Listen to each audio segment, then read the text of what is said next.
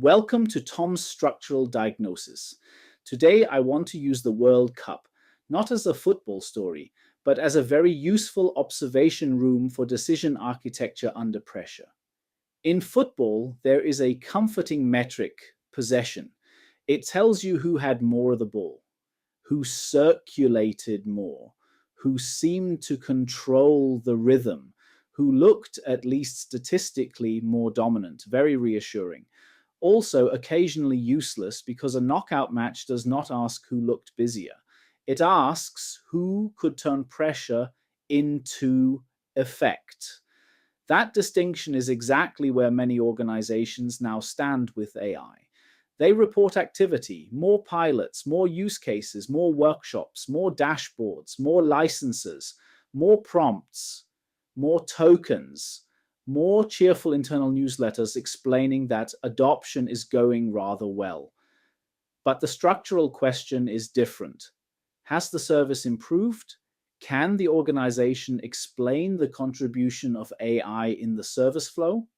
Is there a clear mandate in the moment of use?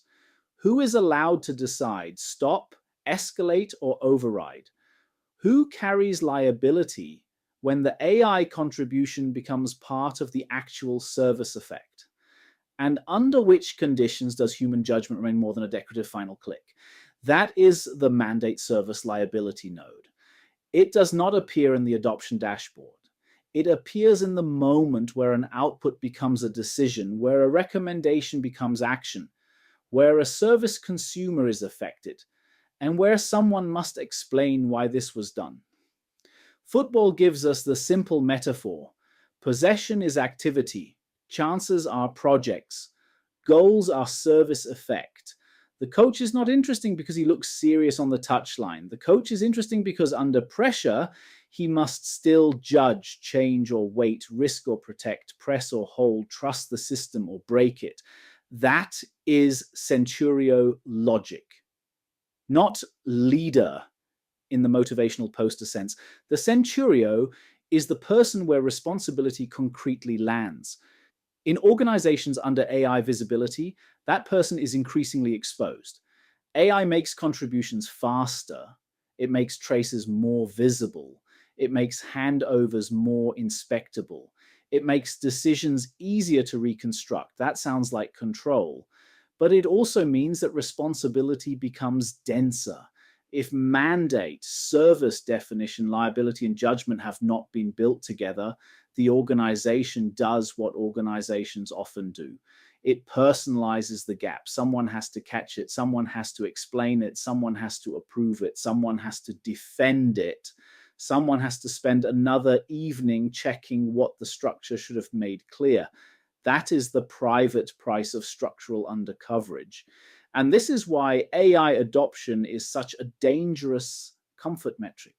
It is the organizational equivalent of possession, useful, visible, reportable, but not decisive.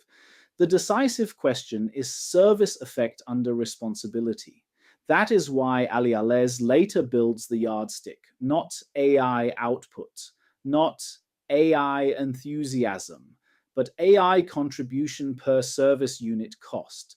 A much less glamorous sentence, also a much more useful one, because the organization does not need more ball circulation. It needs a structure that still carries when the match becomes a knockout match. And under AI visibility, every critical service moment becomes more like a knockout moment. Errors are more visible, contributions are more traceable, justifications become thinner. The phrase "we are experimenting" loses some of its charm.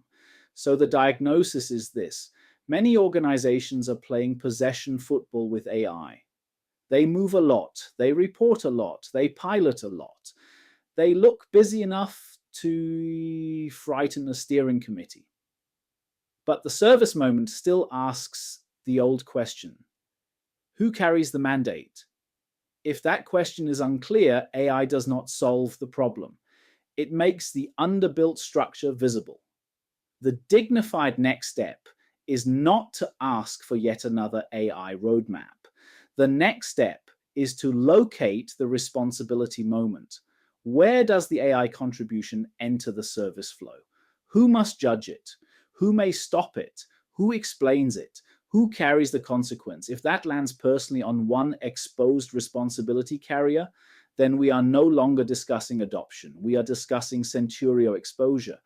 And that may be the point where a Centurio passage assessment becomes useful, not as a course, not as a maturity test, not as another AI workshop, but as a first paid diagnostic entry into the question, is this person carrying responsibility that the organization has not yet structurally built? That was Tom's structural diagnosis. This was not a football question. It was a structure question.